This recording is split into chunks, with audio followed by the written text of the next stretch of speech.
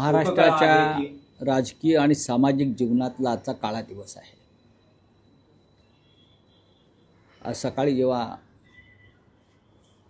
महाराष्ट्राचे उपमुख्यमंत्री अजित पवार यांना मुंबईतून बारामतीला घेऊन जाणाऱ्या विमानाचा अपघात झाल्याची बातमी कळली तेव्हा आम्ही सगळे प्रार्थना करत होतो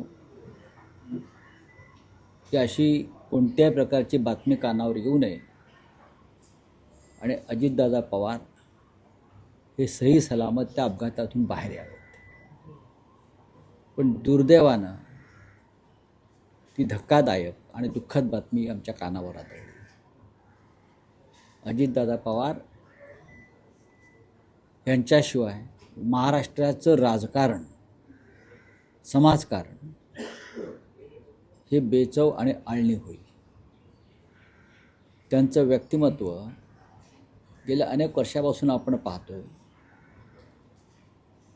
दिलखुलास रोखठोक कार्यकर्त्यांना हवाहवासा वाटणारा नेता। त्यांच्या जाण्यानं महाराष्ट्रावर दुःखाचा डोंगर कोसळलेला आहे। त्यांचं बोलणं, त्यांच्या कामाची पद्धत, त्यांची प्रशासनावरची पकड या सगळ्या गोष्टी महाराष्ट्राच्या मनात कायम राहतील।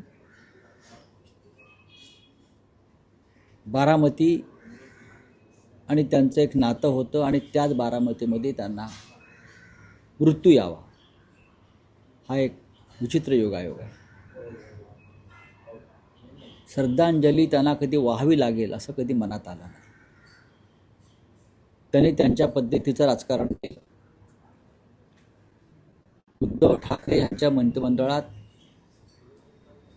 अजित पवार हे उपमुख्यमंत्री होते आणि उद्धव ठाकरे मुख्यमंत्री असताना उद्धव ठाकरे यांचं म्हणणं होतं की कॅबिनेटला पूर्ण तयारी करून देणारे ते मंत्री होते। राज्याच्या प्रश्नांचा त्यांना अभ्यास, विशेषतः पाटबंधारे, पाणी या संदर्भात त्यांचा अभ्यास पक्का होता। शैक्षणिक क्षेत्रात त्यांचं काम राहिलं। शरद पवारांनी त्यांना राजकारणात आणलं आणि नंतर गेल्या 2-2.5 वर्षापासून त्यांनी शरद पवारांशिवाय राजकारण महाराष्ट्रात सुरू केलं। त्या राजकारणाचा असा अकाली अंत होईल असं कोणाच्या ध्यानीमनी नव्हतं। मी जे मगाशी म्हणालो की अत्यंत कार्यक्षम मंत्री म्हणून त्यांचा लौकिक होता। त्यांना मिळालेलं प्रत्येक पद हे राजकारणासाठी तर वापरलंच त्यांनी, पण कार्यकर्त्यांसाठी, जनतेसाठी, विकासासाठी त्यांनी वापरलं। त्यांच्या कामाच्या पद्धतीविषयी अनेकदा TV चॅनलवरती काही दृश्य आम्ही पाहिली। सदैव जरी त्यांच्या बोलण्यात कधी राग आला, चीड आला तरी पटकन एखादे विनोदी वाक्य टाकून ते संपूर्ण वातावरण हसरं खेळतं ठेवण्याची त्यांची कसब होती। उत्तम वक्ते होते। आज महाराष्ट्र खरोखर दुःखात आहे। महाराष्ट्रावरती कोणतं संकट आलं आहे किंवा महाराष्ट्राचे काय ग्रह फिरले माहीत नाही। गेल्या काही काळापासून महाराष्ट्रातले अनेक अशी प्रमुख नेतृत्व आपल्यापासून हिरावून गेले काळानं। विलासराव देशमुख गेले उमद्या वयात, गोपीनाथराव मुंडे गेले उमद्या वयात आणि आता अजित पवार गेले।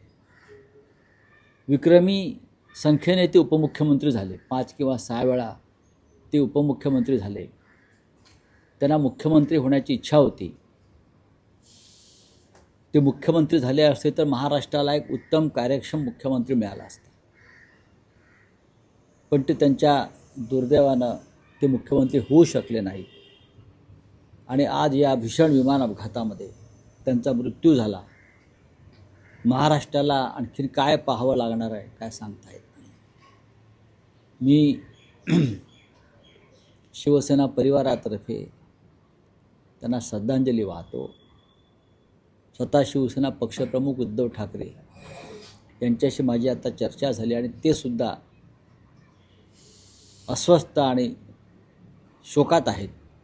कारण त्यांचे ते सहकारी होते मंत्रिमंडळातले आणि पवार कुटुंब, मग शरदराव असतील, अजितदादा असतील, यांचे आणि ठाकरे कुटुंबाचे अत्यंत स्नेहाचे संबंध होते. त्याच्यामुळे स्वतः उद्धव ठाकरेसुद्धा लवकरच आपल्यासमोर येऊन दुःख व्यक्त करतील. रावसाहेब, गेली अनेक वर्ष राजकारणात, कौटुंबिक जीवनात आपल्याला अजित पवारांचा स्नेह, नक्कीच. सहवास लाभला. नक्कीच. आपली काही व्यक्तिगत आठवण किंवा एखादा प्रसंग?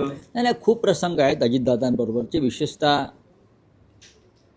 जेव्हा जेव्हा पवारसाहेबांबरोबर आमच्या बैठका व्हायच्या तेव्हा अजित पवार असायचे. म्हणजे अजित पवारांनी पहाटेची शपथ घेतली, त्याच्या आदल्या दिवशी रात्री 11पर्यंत आम्ही एकत्र होतो आणि 11 वाजल्यानंतर शोधाशोध करताना जे घडामोडी घडल्या त्या रंजक होत्या फार. तिथपासून ते पुढे अनेक काळ, त्याच्या आधी सरकार बनवताना अजित पवार आमच्या म्हणजे उद्धव ठाकरे यांच्या नेतृत्वाखाली सरकार बनवताना अजित पवारांची सोबत अत्यंत महत्त्वाची होती. जेव्हा सरकार बनलं आणि मुख्यमंत्रीपदाची शपथ उद्धव ठाकरे यांनी घेतली आणि शिवतीर्थावर अजित पवार यांनी सुद्धा शपथ घेतली त्यावेळेला, त्यानंतर ते मंत्रालयात गेले दुसऱ्या दिवशी आणि त्यांनी पहिला फोन मला केला होता आणि त्यांनी हे सरकार बनवताना जे कष्ट आपण सगळ्यांनी घेतले त्यांनी विशेषतः माझा उल्लेख केला, त्याचं स्मरण आम्हाला कायम राहील अशा प्रकारचं वक्तव्य त्यांनी त्यावेळेला केलं. आणि त्यांचा स्नेह, जरी आम्ही एकमेकावर टीका केली, ते फार कमी टीका करायचे, टीका आम्हीच करायचो. जेव्हा त्यांनी नवीन मार्ग स्वीकारला, वेगळा मार्ग स्वीकारला, तेव्हा आम्हीच त्यांच्यावर टीकेचे वाण सोडत होतो, त्यांच्यावर टीका करत राहिलो. पण त्यांनी क्वचित त्याला उत्तर दिलं, कारण ते शांत राहूनच काम करत राहिले. राजकारणामध्ये अशी माणसं दुर्मिळ असतात. अत्यंत उमद्या वयात ते गेले, अत्यंत उमद्या वयात. त्यांच्याकडनं अजून बरंच काही काम महाराष्ट्राला करून घेता आलं असतं. राजकारणात ते मोठी खेळी अद्याप खेळू शकले असते.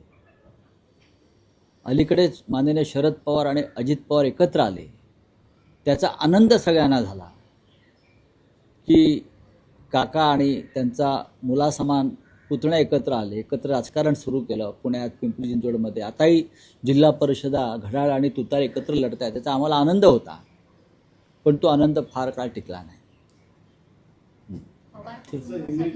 पवार कुटुंब हे राजकारण कोणत्याही थराला गेलं तरी पवार कुटुंब हे अभेद्य एकत्र कायम राहिलं. ते यावेळेलाही दिसलं आपल्याला अनेक प्रसंगात.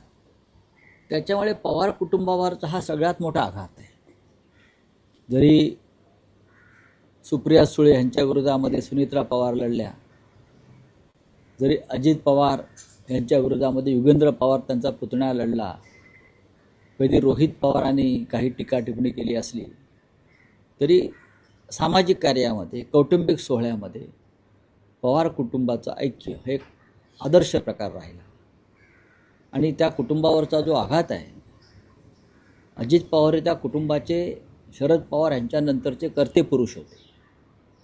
अशा कर्त्या पुरुषाचं जाणं यासारखं दुःखद आणि धक्कादायक गोष्ट नाही. रावसाहेब, अपघाताची भीषणता एवढी प्रचंड होती, खाजगी विमान होतं, अपघात कशामुळे झाला काय तुमच्याकडे माहिती? नाही, बघा, अपघात कसा झाला याची चौकशी व्हायला पाहिजे.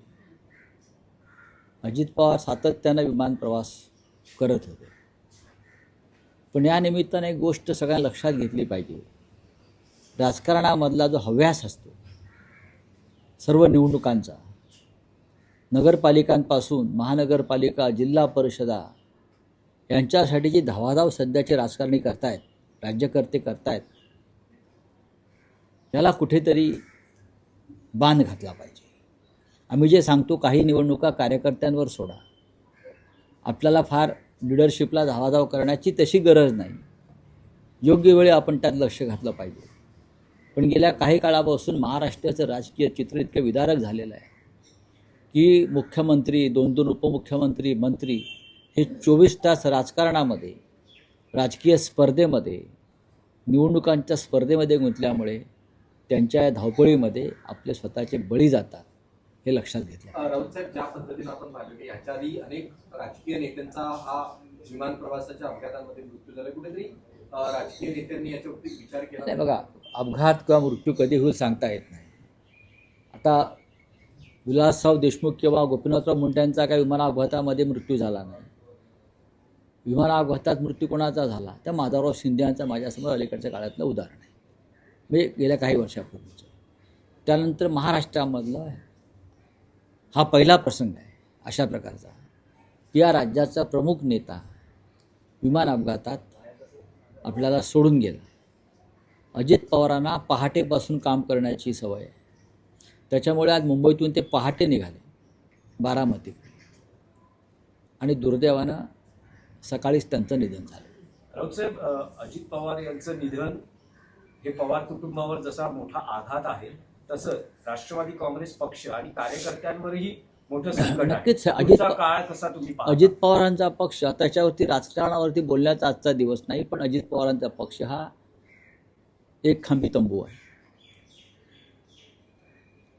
त्यांच्या नेतृत्वाखाली तो पक्ष आहे, पण आज राजकारणावरती बोलण्याचा दिवस नाही. आपण सगळ्यांनी अजित पवारांच्या कार्याचं, त्यांनी केलेल्या सामाजिक कामाचं स्मरण केलं पाहिजे.